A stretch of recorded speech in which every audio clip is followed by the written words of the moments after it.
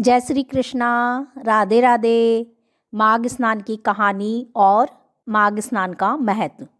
माघ स्नान पौष माह की पूर्णिमा से शुरू होता है और पूरे महीने नहाया जाता है। पूरे महीने नहीं नहा सके तो कुछ दिन नहाकर दान पुण्य धर्म कर सकते हैं, और पूरे महीने व्रत नहीं करें तो कुछ महत्वपूर्ण व्रत कर सकते हैं। पूरे महीने स्नान नहीं करें तो भी यह कथा रोज अवश्य सुन सकते हैं। इसी से माघ महीने का स्नान का बहुत फल मिलता है। माघ मास की कहानी। स्कंद पुराण के अनुसार माघ मास की कथा के बारे में बताया गया है कि प्राचीन काल में नर्मदा नदी के तट पर सुब्रत नामक ब्राह्मण रहता था। वह सभी वेद शास्त्रों का अच्छा ज्ञाता और विद्वान पंडित था, परंतु उसका स्वभाव धन एकत्रित करने का था। वह जहाँ भी पाठ पूजा करता था वहाँ से धन लेकर आता, उसे वह इकट्ठा करता रहता था। वह कभी भी दान पुण्य धर्म नहीं करता था और धन को एकत्रित करने में लगा रहता था, परंतु वह उसे कभी खर्च नहीं करता था।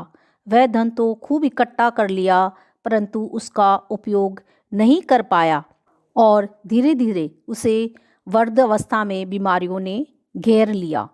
धर्म ग्रंथों का ज्ञाता तथा विद्वान तो वह था ही, तो उसको विचार आया कि माघ मास आ गया, क्यों न मैं माघ मास का स्नान कर लूँ। उसने नर्मदा नदी के तट पर 9 दिन तक माघ मास का स्नान किया और तिल का दान किया। श्री हरि की पूजा अर्चना की और रात्रि जागरण किया। उसने अपने पितरों का तर्पण भी किया। 10वें दिन वह अपनी देह को त्याग दिया और स्वर्गलोक को गया।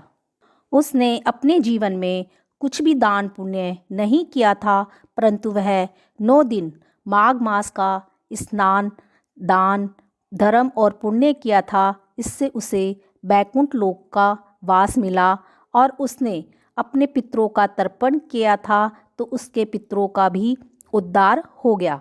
इस प्रकार माघ मास का स्नान करने से वैकुंठ का वास मिलता है।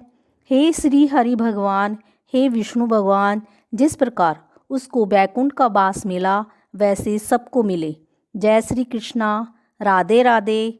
माघ मास का स्नान नहीं भी कर सके तो यह कहानी अवश्य सुने और तिल का दान अवश्य करें और गुप्त दान भी करें।